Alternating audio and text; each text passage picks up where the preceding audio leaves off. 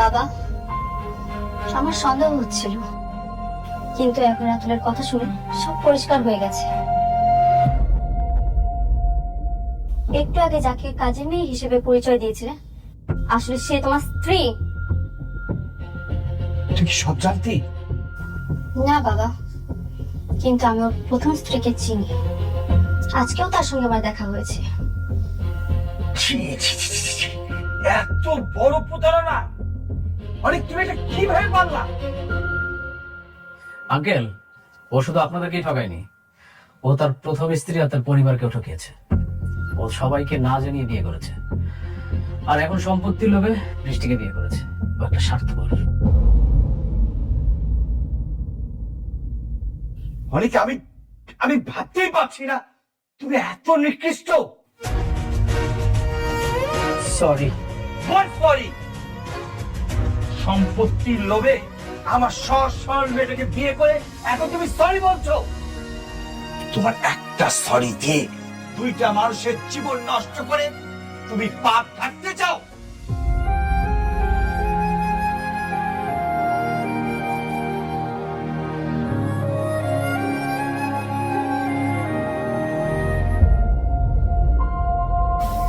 কেন করলে এমন? আমি তো তোমাকে জোর করিনি, আমি তো তোমাকে ভালোবাসি। সেই শুরু থেকে আমি তোমাকে ভালোবেসে এসেছি, আর তুমি আমার ভালোবাসার এই প্রতিদান দিলে। আমি নিরুপায় ছিলাম। চুপ, আর একটা কথাও বলবে না। তোমার সাথে কথা বলতে আমার এখন ঘৃণা হচ্ছে।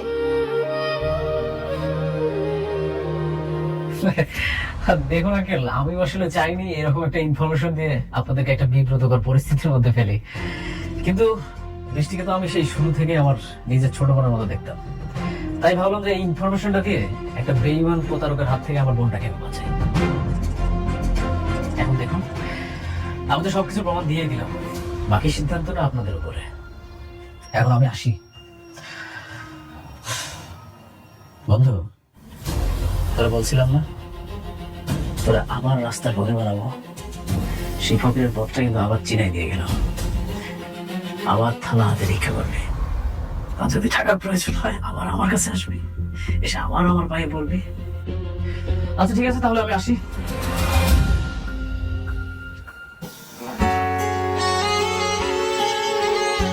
এতদিন আমার ভালোবাসা ছিল একতরফা, কিন্তু যেদিন থেকে তোমাকে বিয়ে করেছিলাম, ভেবেছিলাম আমি যেভাবে তোমাকে ভালোবাসি ঠিক তেমনি তুমিও আমাকে ভালোবাসবে। কিন্তু আমি ভুল ছিলাম। তুমি কখনো আমাকে ভালোই বাসনি, আর আজকে যে আঘাতটা তুমি আমাকে দিলে না, এর জন্য আমি তোমাকে কখনোই ক্ষমা করবো না, কখনোই না।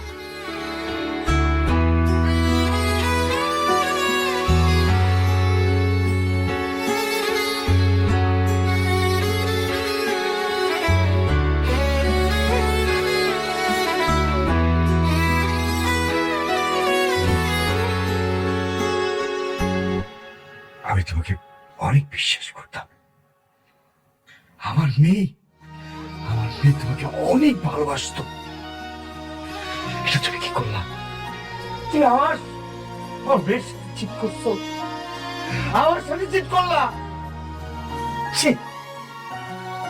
এটা আমি তোমার কাছ থেকে আশা করিনি। আমার মেয়ের যদি কিছু হয় না, আমি তোমাকে ক্ষমা করবো না। তোমাকে আমি ক্ষমা করবো না।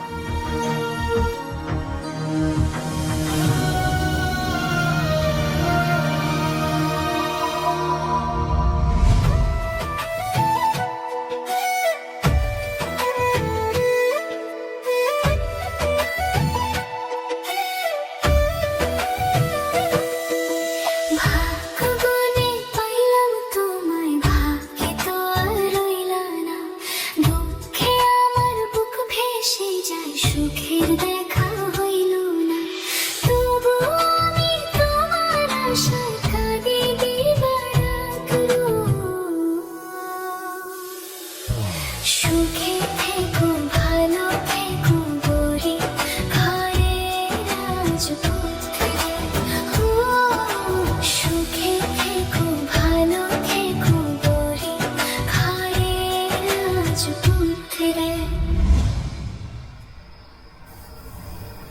আব্বা জানো,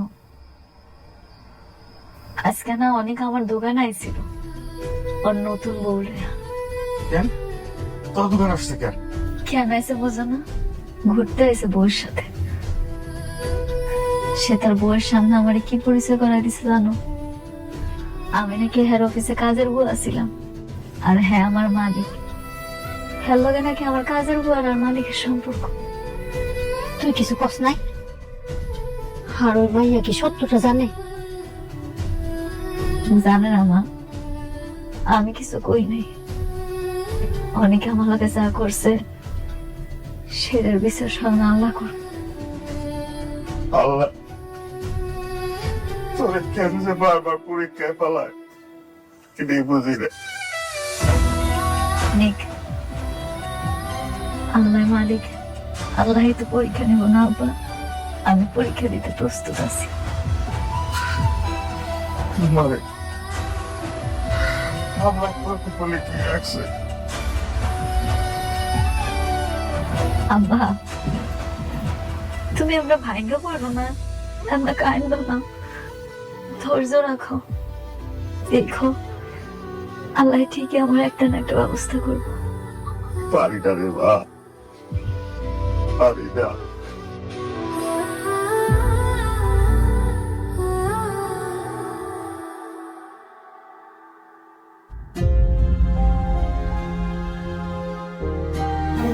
তুমি এখন কি চাও? কোন বিষয়? তুমি কি আমাকে ডিভোর্স দিয়ে মেঘলার কাছে চলে যাবে, নাকি আমার সঙ্গেই থাকবে? আমি জানি না, আমার না সত্যি ভাগ্যটা খারাপ। কি করব না করব কিছুই বুঝতে পারছি না।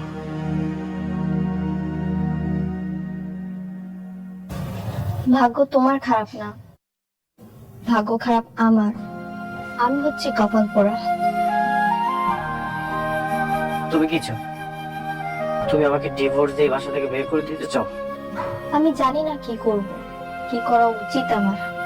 আমি সত্যি জানি না।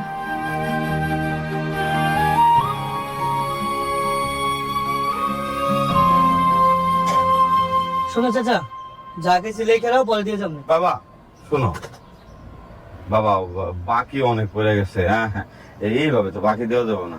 আমরা গরিব মানুষ, আমিও অসুস্থ মানুষ, আমার মায়ের। আপলোড হয়ে গেছে গরিব ঘরের রাজপুত্র নাটকের 11 নম্বর পর্বটি। তাহলে 12 নম্বর পর্ব কবে আসবে বা কি ঘটতে চলেছে সবকিছু জানিয়ে দেবো আজকে এই ভিডিওতে। এবার মেঘলা তো 50,000 কোটি টাকার কিন্তু সম্পত্তি পেয়ে গেল। তাহলে কি এবার মেঘলা সত্যি অনেকে ডিভোর্স দিয়ে দিবে? কি ঘটতে চলেছে 12 নম্বর পর্বে সবকিছু জানিয়ে দেবো আজকে এই ভিডিওতে। তাই কেউ ভিডিওটি স্কিপ না করে একদম শেষ পর্যন্ত দেখবেন, তাহলে সবকিছু জানতে পারবেন। হ্যালো ভিউয়ার্স, আসসালামু আলাইকুম। কেমন আছেন সবাই? আশা করছি সবাই ভালো রয়েছেন। ধারাবাহিক নাটক গরিব ঘরের রাজপুত্র নাটকের 11 নম্বর পর্বটি ইউটিউবে প্রকাশিত পেয়েছে। যারা যারা এই নাটকটি দেখে ফেলেছেন আপনাদের কেমন লেগেছে কমেন্ট সেকশনে জানিয়ে দিবেন। আমরা 11 নম্বর পর্বে দেখতে পাই অনেকের বন্ধু কিন্তু অনেকের সকল তথ্য কিন্তু তার শ্বশুরের সামনে কিন্তু সব প্রকাশ করে দেয়, এবং অন্যদিকে কিন্তু মেঘলা কিন্তু অনেকের উপরে রাগ করে কিন্তু সে কিন্তু একটি রেস্টুরেন্টে কাজ করতে শুরু করে। মেঘলা যখন ওয়েটার হিসেবে কাজ করছিল তখন কিন্তু সেখানে একটি ভদ্রলোক চলে আসে এবং মেঘলাকে বলে যে মেঘলার বাবা কিন্তু মারা যাওয়ার আগে কিন্তু 50,000 কোটি টাকার কিন্তু উইল করে দিয়ে গেছিল। 12 নম্বর পর্বে হয়তো আমরা দেখতে পাই মেঘলা কিন্তু অনেক কোটিপতি হয়ে যাবে এবং মেঘলা কিন্তু অনেককে উচিত শিক্ষা দিতে পারে, কারণ মেঘলা কিন্তু গরিব ছিল বলে কিন্তু অনেক কিন্তু তাকে জানাতাই করেছে। তো বন্ধুরা, আপনাদের কি মনে হয় 12 নম্বর পর্বে কি ঘটতে পারে আমাদের কমেন্ট সেকশনে জানিয়ে দিবেন। তো এখন এসে সবচেয়ে গুরুত্বপূর্ণ আপডেটে, আসলে 12 নম্বর পর্বটি কবে রিলিজ হবে? তো সেটি জানানোর আগে বন্ধুরা, আমাদের এই ভিডিওটিকে যদি এখনো লাইক না করে থাকেন তাহলে লাইক করে আমাদের ছোট্ট চ্যানেলকে সাবস্ক্রাইব করে দিবেন। ধারাবাহিক নাটকের গরিব ঘরের রাজপুত্র 12 নম্বর পর্বটি কিন্তু 3 থেকে 4 দিনের মধ্যে কিন্তু ইউটিউব চ্যানেলে প্রকাশিত হবে। তাই যারা এই নাটকটি একদমই মিস করতে চান না তারা কিন্তু অফিশিয়াল ইউটিউব চ্যানেলটিকে সাবস্ক্রাইব করে রাখতে পারেন। আপনারা কে কোন জেলা থেকে আমার এই ভিডিওটি দেখছেন আমাদের কমেন্ট সেকশনে জানিয়ে দিবেন। তো দেখা হবে নতুন কোনো আপডেট ভিডিওতে। সবাই ভালো